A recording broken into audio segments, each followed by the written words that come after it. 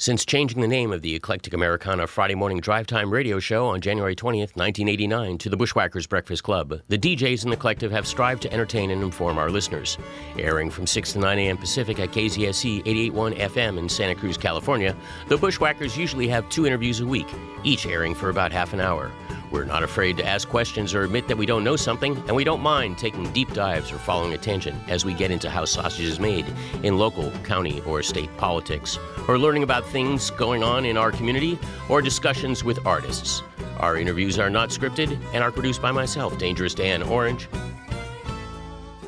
Good morning, KZSC. You are on the air. Butch, are you with us? I am with you. How did you know? So we intuit. That's right. And you called in and followed instructions. Butch Hancock, when did the Flatlanders start? Well, we started about 500 years ago, I think, somewhere in Lasbuddy, Texas. No, I don't know. I think the year we give to it is around 1972. 1972. Okay. Dang. So that's when Joe and Jimmy and I were all in different parts of the world and came back into Lubbock about the same time, and we wound up renting a house on Avenue W and 14th Street. We called it 14th Street, and we all hung out in this house playing music every day and every night, and it was one of those houses where, there was always somebody awake and always somebody asleep. So it was, and there people would drop in, friends of friends would drop in and spend a night or two, and they'd leave, and I'd say, "Hey, Jimmy, who was your friend?" And he said, "Oh, I thought that was your friend." And no, and then we went and asked Joe. No, he didn't know him either. So somehow we managed to live through it all. It was crazy times in Lubbock. And you got a saw player for the first album, at least that I heard. Oh yeah, Reverend Steve Wesson. He's still sawing away. He's got he lives up in Salado, Texas, about halfway between Austin and Dallas, and he's still playing some music. And but he didn't pursue it as a career, like Joe and Jimmy and I did. I gotcha. But then the three of you each launched your own careers. Was this at the same time, or is this when Flatlanders, you guys went different ways? Because you, Joe Ely, and Jimmy Dale Gilmore all had rich solo careers, or have rich solo careers. So tell us about that transition. Well, I don't know how rich you're talking about, but it was fascinating. It's all been fascinating.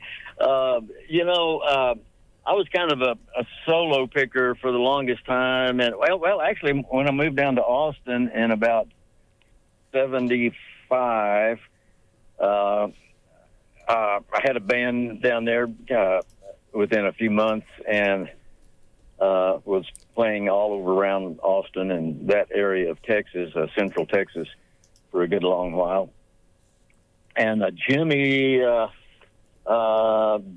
he got down to Austin a few years later, and I can't remember this is where it all turns into a blur, Joe came down after Jimmy got moved down here, and we, although Joe and Jimmy had lived in Austin, hung out together back in the 67 or something, 68, along in there for a couple of years.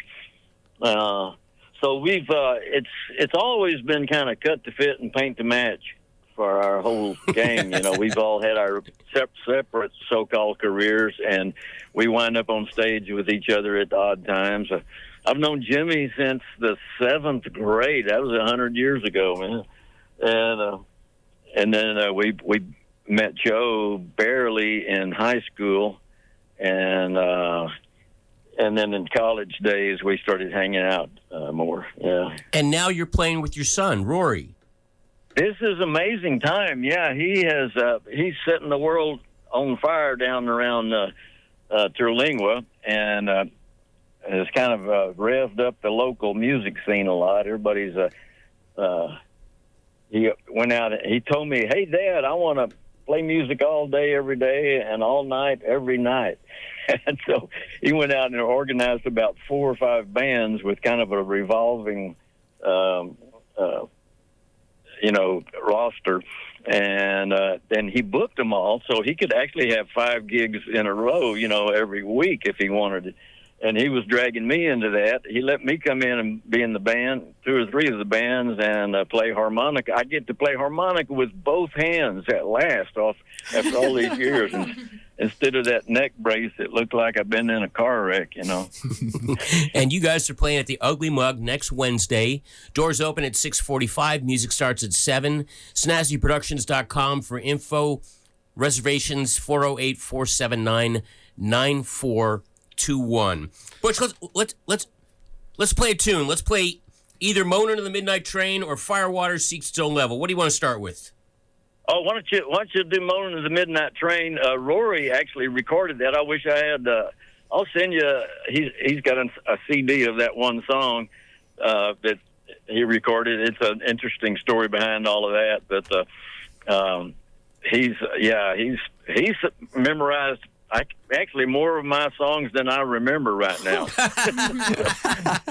Well, let's listen to it. My songs, and he's written a few and good ones, and also plays a pretty wide variety from Connor Oberst and the Modest Mice kind of thing to lots of old country stuff.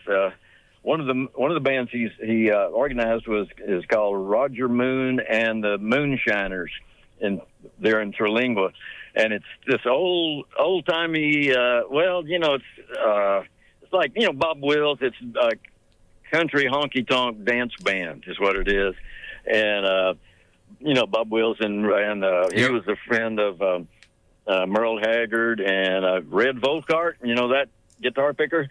Indeed. Oh yeah. So they've all been friends, and anyway, so we're having a lot of fun with that dance band in Terlingua, and we get out to the Central Texas some to play, and Green Hall down in New Braunfels. And we haven't played as a band in Austin yet. We'll get that revved up. Well. Hang with us. Anyway, let's listen to that. Yeah, it's busy days down here. I call it. I'm now become a logistics juggler. That's what I say. I was just realizing I'm doing today. Yeah. Well, hang with us. Let's listen to Moanin' in the Midnight Train. Butch Hancock from the '94 release, Eats Away the Night. Hang with us, Butch. Mighty fine.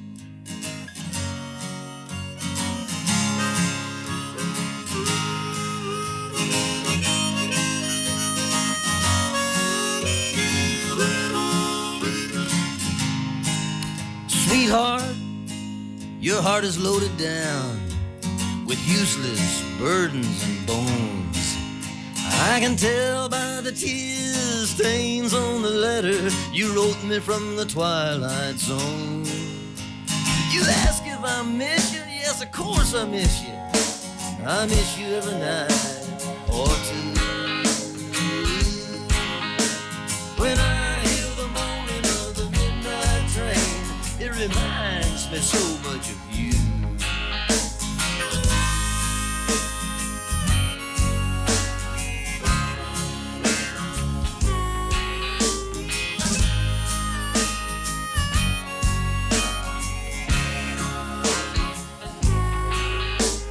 Wandering all alone down the road to Rome, wondering about the seeds you've sown.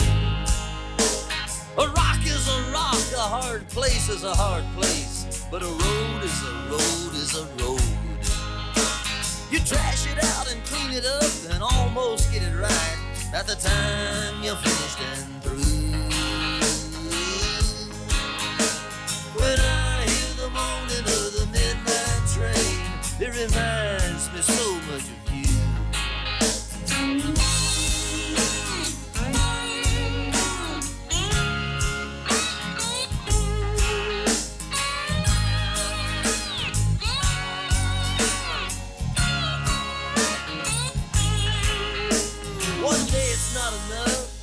day it's too much. One day it's just a little bit of each. One day you're face to face and you don't even touch. You walk away when it's well within your reach. With that wall all around you, it was me you let in when you said nobody but nobody would do. When I hear the moaning of the midnight train, it reminds me so much of you.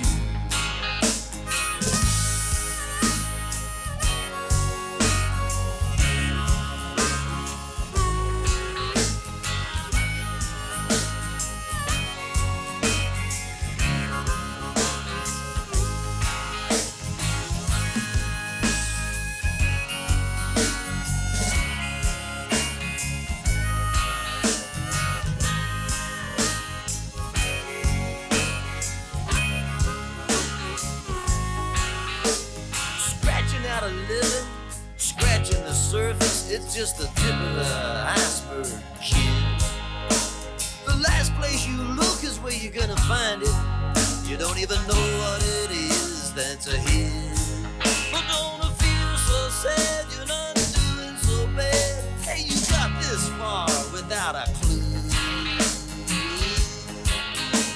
When I hear the moaning of the midnight train, it reminds me so much of you.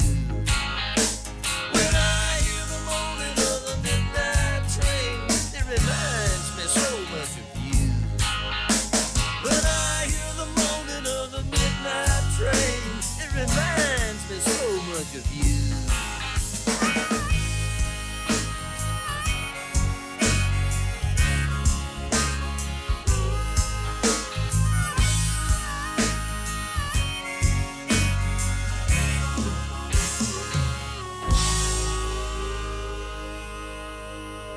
Moanin' of the Midnight Train by Butch Hancock. Butch, are you still with us? Oh yeah, that's off of the that's off of the Eats Away the Night CD, released in '95. It looks like we're joined again by legendary country singer-songwriter Butch Hancock. Butch, one thing that I'm very curious about, you know, I find that a lot of young musicians see music as a way to break away from whatever their parents are doing or whatever their parents are encouraging them to do. For instance, my dad, he's an accountant. I don't want to be an accountant. I want to play guitar. I want to lead a musician's lifestyle. And I'm curious, you know, as Rory was growing up, did he take to music right away? Did you put a guitar in his hands at age 6? How did that take place? How did that happen?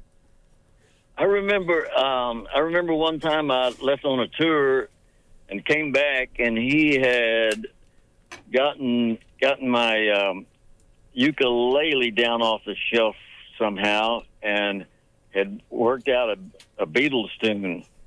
Wow! On it, he just figured it out. And he had already. This was probably when he was in high school or just starting high school or something. But he started taking some music classes there. He had a real good teacher, and so he learned some guitar just pretty quick, and he was just off and running with it. You know, he left me in the dust on the guitar. I mean, within years, you know, and he was just so he's been an inspiration to me just to watch him, you know, progress faster than I ever thought about it, you know. And he also plays drums steady as can be. It's outrageous. He doesn't waver, you know. Wow. And blew my mind when I heard him practicing the drums one day. I stopped in my tracks and listened for 20, 30 seconds. I went, he's not speeding up or slowing down. What is going on? And it's amazing. He just plays down a great tracks, you know, and when he's playing with us. He either plays drums or plays guitar or bass. He likes the upright bass and is good on that. So it's a real treat for me, you know. Obviously, it would be for any dad to you know, get to pick with their children. And but Rory's just he wants to do it all day, every day, and all night, every night, like I said. You know. And is he also a whitewater rafting guide like his dad? Well, he hasn't done that yet. There's still time. You still got some tricks to teach him, Butch. He, although he does go on some river trips with us and plays music, and also it takes to the water pretty easily. He likes those stand-up. What do you call those? Stand-up boards, you know? Oh, the paddle boards. Mm-hmm. Yeah, those paddleboard kind of things. And he's instantly good at that. And so he could, but I think he's really socked in on the music these days. Gotcha. And also, we would probably have to get some water in the Rio Grande for him to be doing any river guiding down there in Terlingua these days. It's just, boy, it's almost dried up. And so, folks, Butch Hancock with us here on KZSC's Bushwhackers Breakfast Club. Butch and his son Rory are going to be at the Ugly Mug next Wednesday. Doors 6:45, music at 7. Snazzy Productions, reservations 408-479-9421. And support radio like this and what we do here on KZSC by putting your browser to kzsc.fm/give. So, Butch, you did a legendary run. You know, you are a prolific songwriter, and you did a legendary run at the Cactus Cafe in Austin. I want to say it was sometime in the late 80s, and you called it No Two Alike because you wanted to play an entire week, if I remember correctly, and not repeat a song during the entire week with 2 sets of music every night. That's right. It's that was in 91, and we did it again in 2011, and did a similar thing. Well, the first one you did... With all different songs. I think we repeated 2 or 3 of the songs that we had done 20 years before, or whatever, how many years that is, yeah. And, it was amazing. It was a wonderful experience for me, that first one. Particularly, it was, I'd do a solo set each night and then bring on guests for the second set. And I think we scheduled it for 5 days, and then we held it over an extra day, 6 days.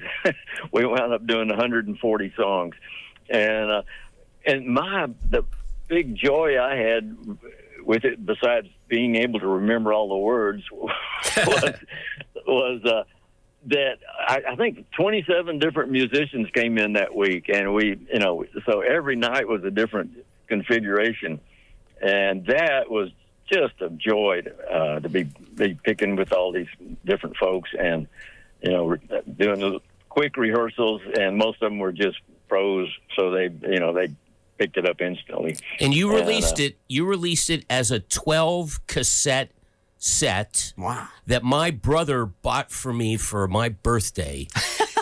And I have been after you, Butch, ever since then to get that back out on another form that we can play, or else I'm going to have to go into my storage space and find those cassettes and then figure out how to drag a cassette player up here to the radio station. When we have digitize cassette them? players, you have to make sure that none of the ribbons molded, especially depending on the environment that you kept them in. The mold cassettes will destroy them. No moldy ribbons. Mm-hmm.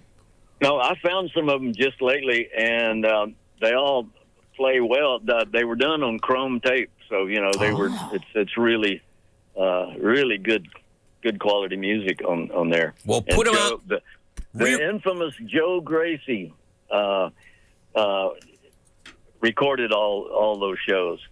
Well, and, you should take the one that you did in 91 and then the one that you did more recently and put them all out on a big Butch box. CD box set. A CD box set. Or like a vinyl box set. And then you can have a late night like infomercial. It would be insanely expensive to do that, but I want to do something like that. We could at least do a download system, get something. I might do it download of the day. Oh, Ooh, okay, yeah. Instead of a download of the month. There's a lot of releases. That's right. Because it's like what I'm saying. Juggling logistics. So that's still, those are still up in the air. So are you still writing, or with all the logistics? Is Slip and Slide? Chapter 3 in the offing. We did number 3 on the second no two alike, except we called it no two more alike. And the third, so the third Split and Slide saga clocked in at 36 minutes. Okay, so number 4. But back to the original question: are you still writing? Yeah, I'm still writing. Not as much the last, since the pandemic hit. But I've been working on some old songs, that I found boxes full of notebooks and so forth that have got some of them finished songs and some of them pieces of that. So I've got several hundred songs there I need to work out, or at least 40 or 50 of them. That'll keep you busy. Gotcha. So Butch, there's a question that I always like to change tack a little bit. There's a question that I always love throwing at musicians that come on the show, because in my heart of hearts, I believe that there are young musicians, perhaps, or just budding musicians in general out there listening who could really use the advice. Butch, it sounds to me like you make a living doing music. Correct me if I'm wrong, but it sounds to me like that's your bread and butter and has been for a while.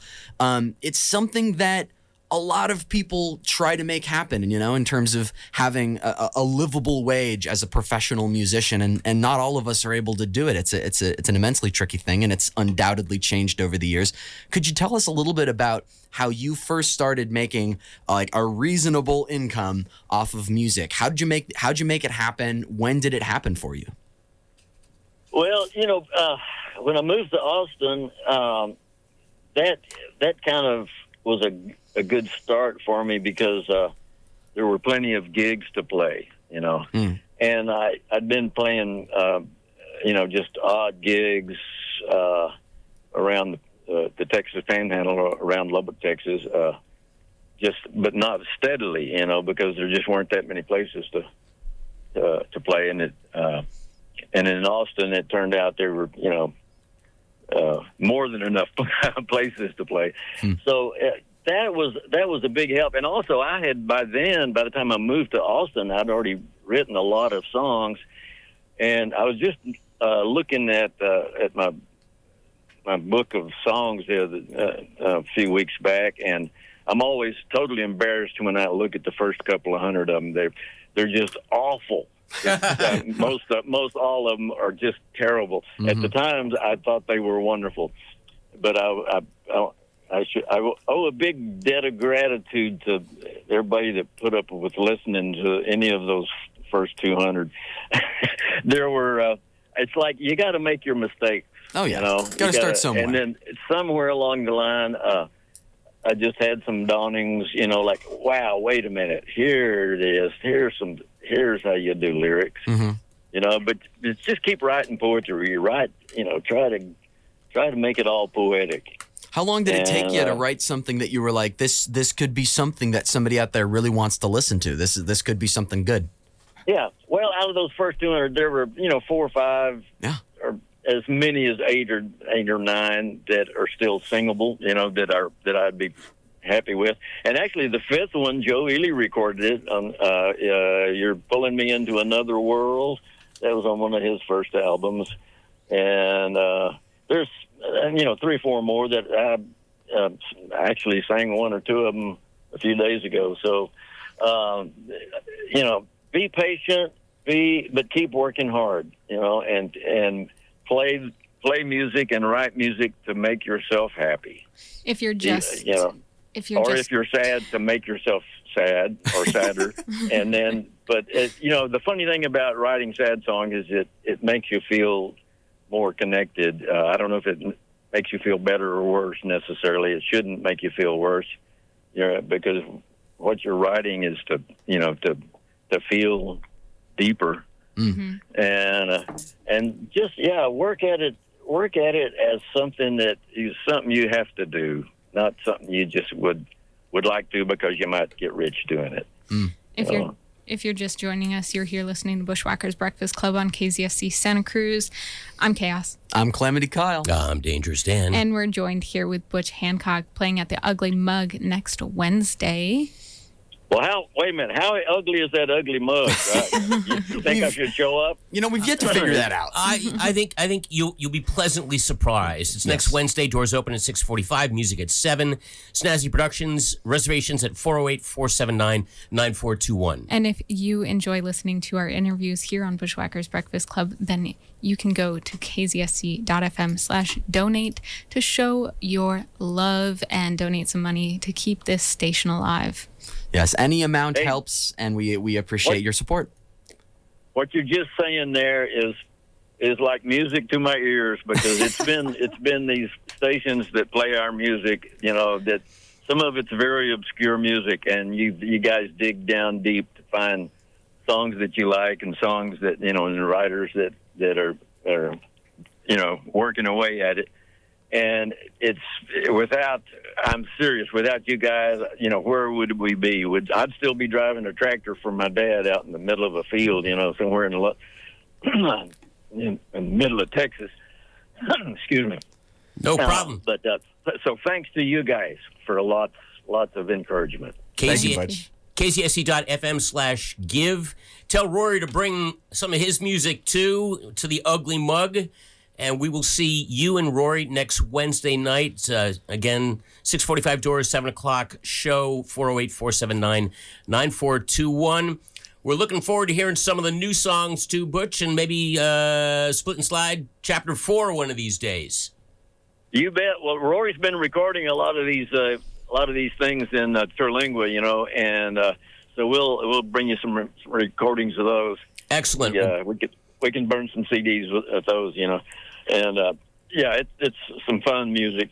Well, perfect. Break a Thank leg, you. travel safely. We'll see you Wednesday night, and thank you so much for joining us here on the Bushwhackers, and the shout out to us and other radio stations that are keeping the music real with deep dives. Thank you, Butch. Thank you, Butch. Well, I appreciate it so much, Dan, and it's going to be a while before you can get me on another boat. I got so sick on that on that boat, I was heaving at the rails there, and but I really enjoyed watching all the work y'all were doing. I dragged Butch out and for meeting all those dolphins. That's That was right. something else. Yeah. For the robotic submersible dives. Butch, okay, travel safely. We'll see you next Wednesday. Wow. I want to hear more about that later, right. Butch. Take good care, man. You've been listening to a podcast from an interview on the Bushwhackers Breakfast Club on KZSC 88.1 FM in Santa Cruz, California. This interview has been produced by myself, Dangerous Dan Orange. KZSC is a student-run college and community non-commercial educational radio station broadcasting from the UC Santa Cruz campus. You can stream KZSC online at kzsc.org. Thanks for listening.